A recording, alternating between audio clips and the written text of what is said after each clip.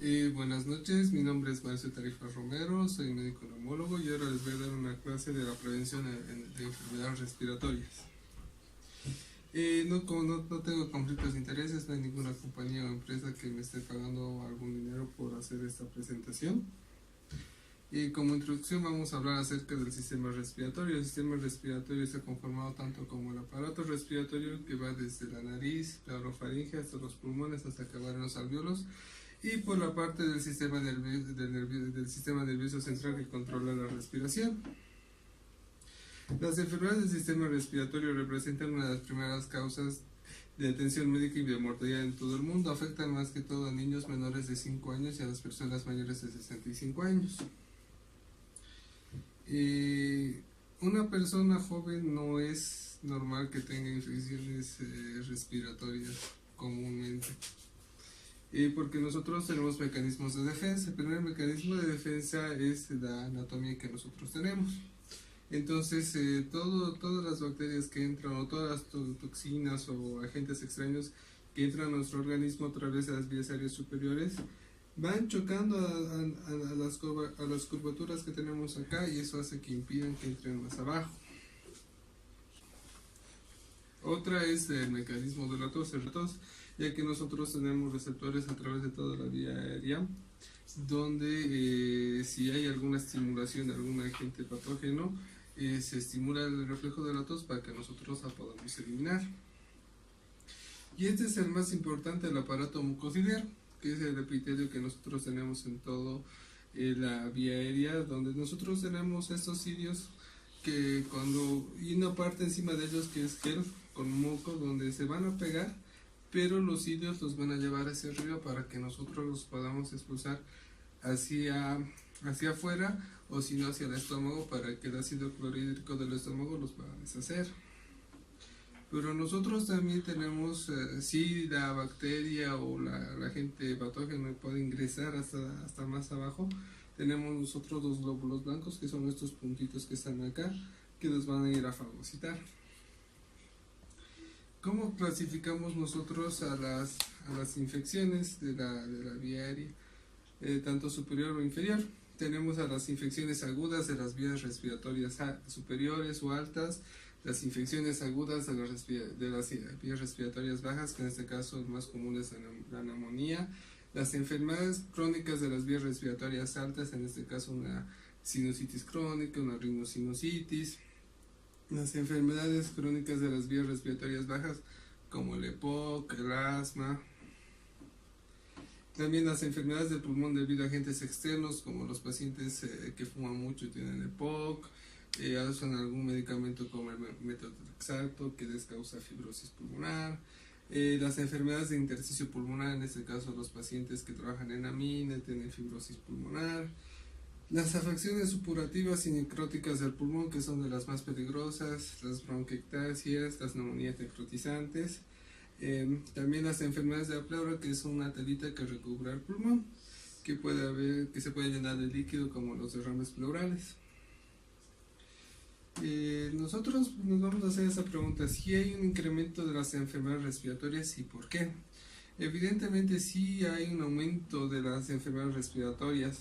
Primero, porque hay mayor envejecimiento poblacional. Hasta hace unos años la esperanza de vida era muy corta, eran hasta los 60 años, ahora una persona fácilmente llega a los 80 años. Incremento de las comorbilidades como la obesidad, la diabetes, el VIH-Sida, y las adicciones, los que usan marihuana, drogas de adicción. También aumento de la pobreza, cambios en el patrón tradicional de las enfermedades respiratorias, más que todo por el tema climático. ¿Cómo nosotros podemos prevenir las enfermedades respiratorias? Primero, tener en los niños menores de 5 años todas las vacunas al día.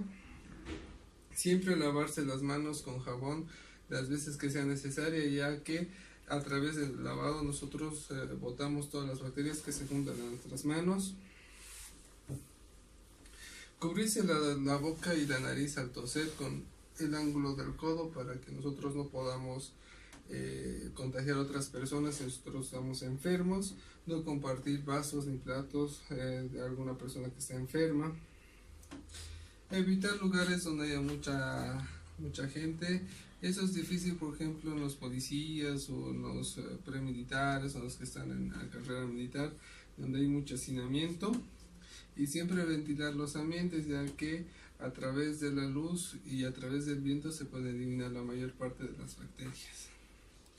Pero el punto fundamental es tener una buena alimentación para que todos los sistemas de defensa que nosotros ya conocemos puedan funcionar bien. Un tema muy aparte que vamos a ver es el tema de la tuberculosis. La tuberculosis está causada por una bacteria que se conocida como el bacilo de la tuberculosis, el bacilo de Koch o el Mycobacterium tuberculosis, que son estos puntitos o estos palitos que ven aquí color rosa. ¿Cómo nosotros nos damos cuenta si una persona puede tener tuberculosis? Porque tiene tos y expectoración que puede ser con sangre, fiebre, escalofríos, dolor de pecho, pérdida de peso y además que suda en las noches. Es una enfermedad crónica, es una persona que tiene todos estos síntomas por meses o incluso años. ¿Cómo nosotros podemos contagiarnos de la tuberculosis? Siempre hay un ciclo vicioso. La persona que está enferma siempre va a contagiar a través de las gotitas de flujo que salen a través de la tos, que van a ir a contagiar al 5 al 15% de las personas que están en contacto con él, y de ahí por lo menos 2 personas se van a enfermar de tuberculosis. Entonces eso es un ciclo vicioso donde muchas personas pueden llegar a contagiarse. Entonces, como nosotros podemos ver, aquí tenemos la comparación de un pulmón normal de un paciente que ha fallecido con tuberculosis, con el pulmón casi totalmente destrozado. Este punto es el del tratamiento de la tuberculosis. El tratamiento de la tuberculosis por lo general son 6 meses, pero se puede extender hasta 1 año o hasta 2 años dependiendo de qué clase de tuberculosis tenga, porque hay muchos tipos de tuberculosis. ¿Y cómo nosotros podemos prevenir la tuberculosis? Siempre si es que hay un familiar o alguien que viva con los que tengan tuberculosis, nosotros debemos tener ambientes bien ventilados y bien iluminados. ¿Por qué? Porque a través de la luz y del viento nosotros vamos a eliminar y matar a las bacterias que están flotando en el aire. Además, el no toser enfrente de los demás, tener una buena alimentación y ejercicio físico. Y aquí vamos a ver otro punto que es el del EPOC, que es la enfermedad pulmonar obstructiva crónica, que se da por lo menos en las personas que fuman demasiado, pero también en personas que están expuestas al humo, como los mecánicos, como las señoras que cocinan con leña, que es una enfermedad que la vamos a dividir en dos: un enfisema donde hay destrucción de la vía aérea distal, pero también de la bronquitis crónica, que es toda aquella persona que tiene tos y expectoración durante 3 meses en 1 año por 2 años consecutivos.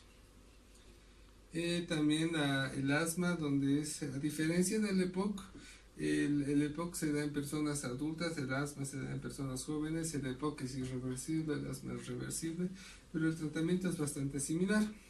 Acá nosotros vemos una vía aérea normal, una vía aérea de un paciente que está con asma, pero no está en una crisis, y una persona que está en una crisis asmática. Esta es otra enfermedad que es la fibrosis pulmonar, que se da generalmente en nuestro medio en los pacientes que son mineros.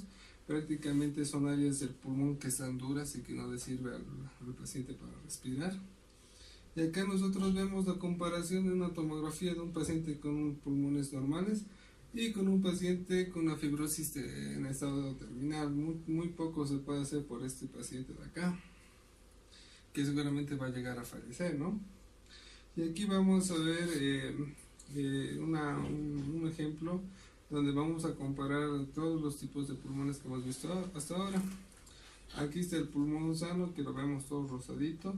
Acá está el pulmón con silicosis, que es la fibrosis pulmonar, la asbestosis, y el pulmón negro de fumador con el paciente que tiene EPOC.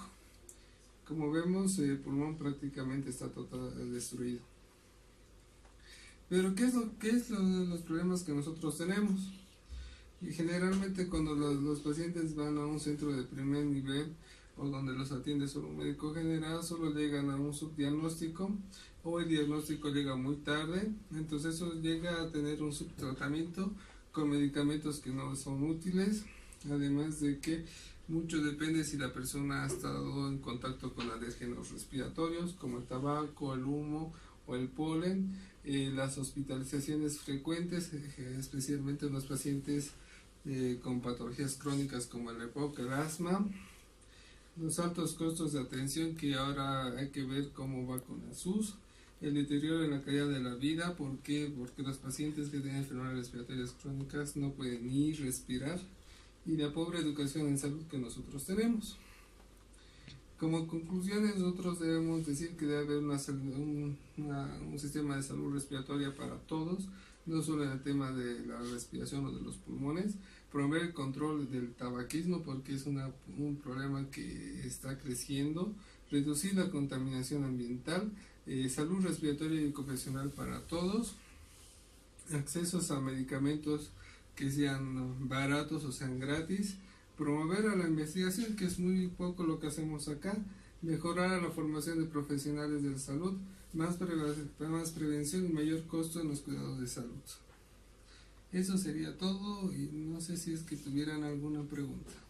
Doctora, una consulta. Y llegado el momento, si una persona está tosiendo con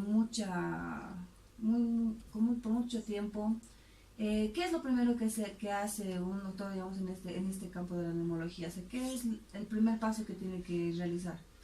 Lo primero que se hace es la anamnesis o la entrevista que hay con el paciente, donde nosotros vemos la enfermedad actual, cuáles son los síntomas, si hay algún factor de riesgo, si es que la paciente o el paciente está en contacto con una persona con tuberculosis, a qué se dedica el paciente.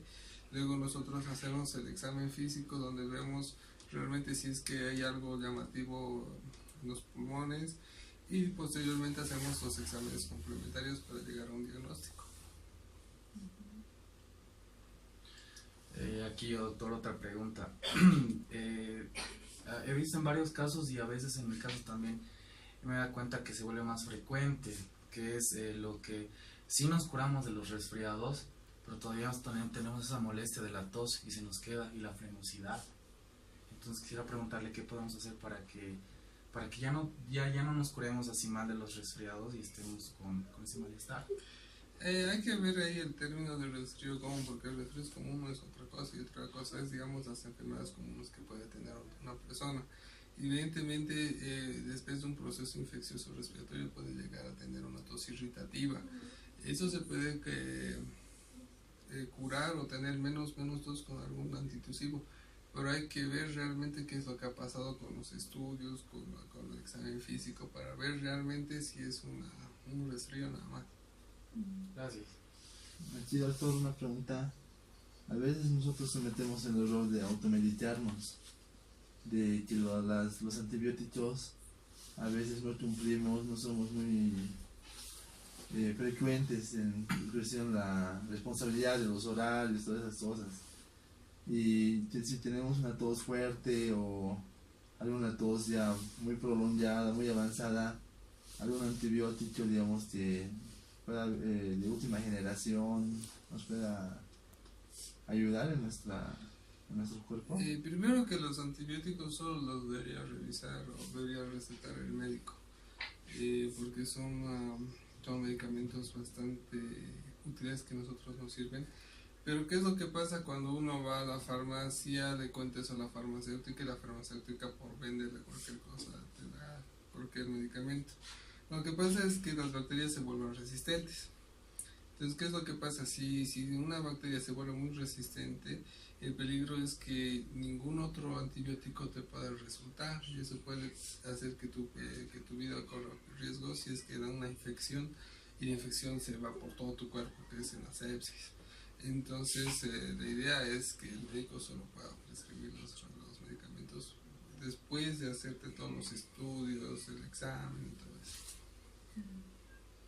Y una consulta más, doctor. En cuanto a los niños, hemos visto, digamos, en sus presentaciones de que solamente con el ambiente de fumadores o de quemado de leña, ¿no? Como estaba explicando, ¿cómo se puede verificar, digamos, para poder colaborar a los niños que están en ese ambiente y que no puedan sufrir riesgo en un futuro? La idea es que los niños estén en un ambiente libre de humo, porque tal vez a esa edad o unos pocos años después no tengan síntomas y los síntomas los tengan después. Y es lo que pasa porque por lo general las pacientes que tienen EPOC han cocinado con leña durante toda su juventud y nunca han tenido síntomas hasta que han llegado a la edad adulta.